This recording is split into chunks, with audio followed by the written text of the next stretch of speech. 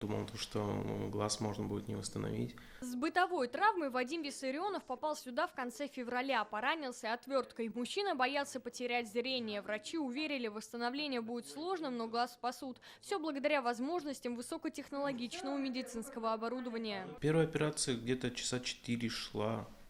Он мне там, конечно, убрал сгустки крови, накачал средства. Вот. Сегодня должна быть уже вторая операция. А давление сколько у него, а? В конце февраля в Республиканской офтальмологической больнице появился уникальный для Татарстана аппарат – система 3D-визуализации. Если раньше хирург во время операции смотрел в микроскоп, то теперь объемное изображение глаза он видит на экране. Врачи называют этот аппарат волшебными глазами хирурга. На экране видны те участки операционного поля, которые раньше были недоступны. 3D-систему можно сравнить с радаром, который ведет в темноте пилота.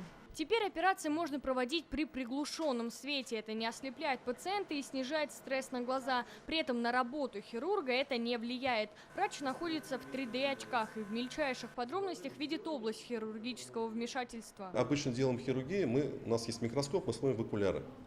Здесь хирург сидит, у него одеты 3D-очки, да?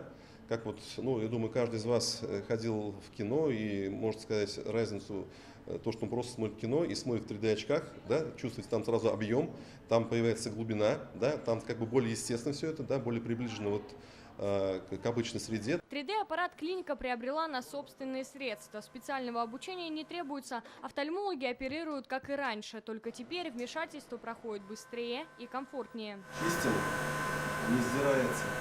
На этом аппарате проводят сложнейшие операции. Они связаны с сетчаткой, задним отрезком глаза и стекловидным телом. За месяц зрение спасли 40 пациентам. Позволяет визуализировать операционное поле в режиме 3D с большим увеличением. Если нам приходится работать, то очень четко видно, это хорошо. Особенно это на антиглаукомных операциях. Во время операции все, что видит хирург, видит и персонал. Это позволит обучать молодых специалистов и проводить показательные операции. Работу на 3D-аппарате представят во время Всероссийского конгресса офтальмологов. Он впервые пройдет в Казани в конце марта. Алена Струминская, Игорь Романов, ТНВ, Казань.